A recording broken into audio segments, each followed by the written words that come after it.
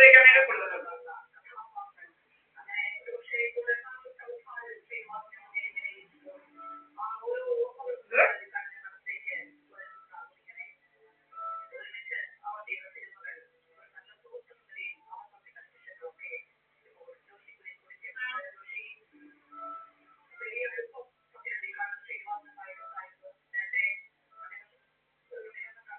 പക്ഷെ ഇപ്പം ചിലർ ഞങ്ങൾ എന്നെ ദ്രോഹിക്കുന്നുണ്ട്, അതുകൊണ്ടാണ് പറഞ്ഞത്.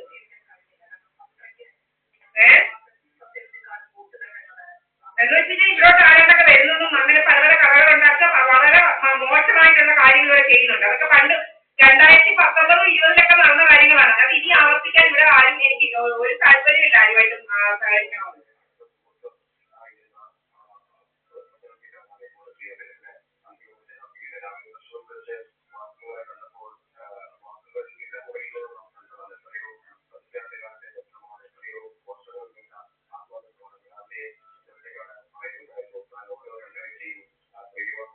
ഇവിടെ എല്ലാവർക്കും നിയമമുണ്ട്. എന്റെ കുതിര കയറാനൊന്നും ഒരാൾക്കും ഇല്ല. പ്രധാനമന്ത്രിക്കാർക്കും പന്തത്തിക്കാർക്കും ഇല്ല. കുറെ അതുപോലെ സുബ്രഹ്മണ്യം എന്ന് പറയുന്നത് കുറെ നടത്തിയത് എന്റെ സ്വത്തും വകയൊക്കെ പിടിച്ചു വയ്ക്കണം. ഇതൊന്നും ഇവിടെ നടക്കത്തില്ല. അവരവരുടെ വീട്ടിലെ കാര്യങ്ങൾ അവരവർ നോക്കിയാൽ മതി. നിങ്ങളുടെ വീട്ടിലെ കാര്യങ്ങളല്ലേ നോക്കുന്നത്, എന്താ മറ്റുള്ളവരല്ലേ നോക്കുന്നത്. എനിക്ക് സമ്മതമൊന്നും ഉണ്ടാക്കാൻ യുവമാരൊന്നും ഇതാക്കണ്ട. എനിക്ക് പ്രായമുണ്ട്, പ്രായമൊന്നും ഇല്ലാത്തതൊന്നുമല്ല. കൂടുതൽ അഹങ്കാരമൊന്നും ഒരാളും എടുക്കണ്ട. അല്ല, കുറെ ആൾക്കാരുണ്ട് എടുക്കുന്നവര്. അവരവരുടെ കാര്യം വീട്ടിലെ കാര്യം നോക്കിയാൽ മതി. എന്റെ കാര്യങ്ങളൊന്നും നോക്കണ്ട.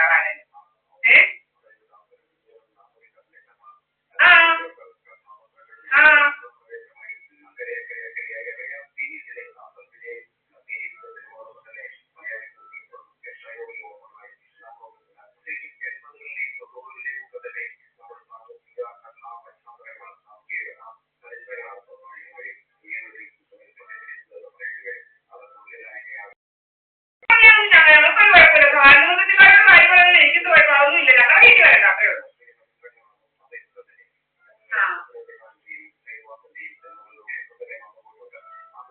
ഇല്ല.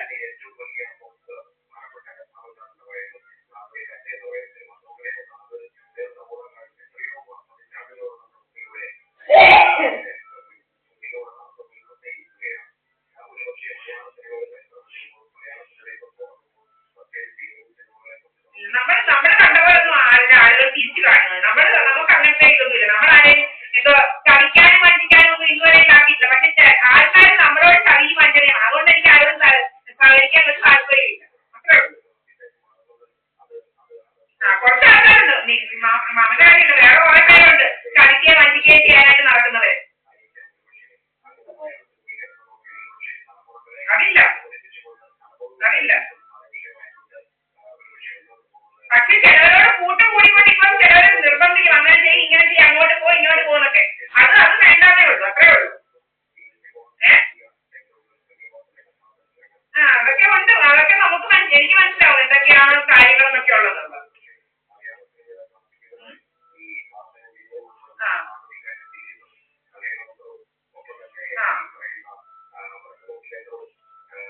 അങ്ങനെ പറയുന്നത് ഉപദ്രവം ചെയ്യുന്നത് ഞാൻ പറയത്തില്ല.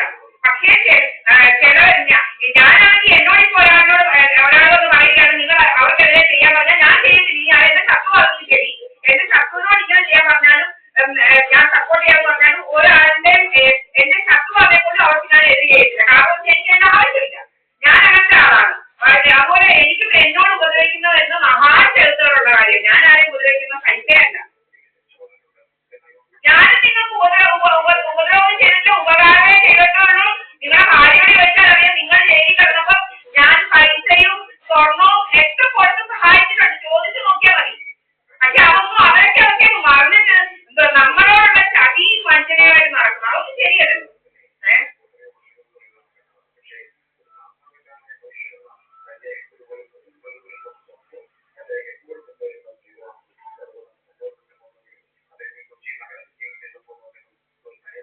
അതൊന്നും വേണ്ട.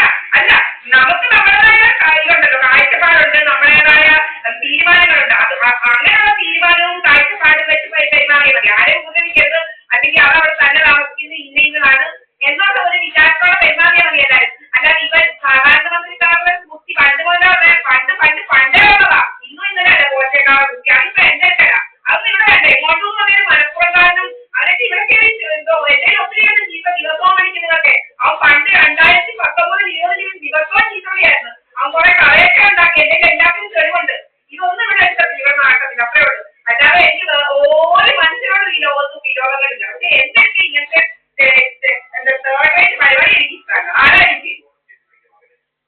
അത്രേ ഉള്ളൂ.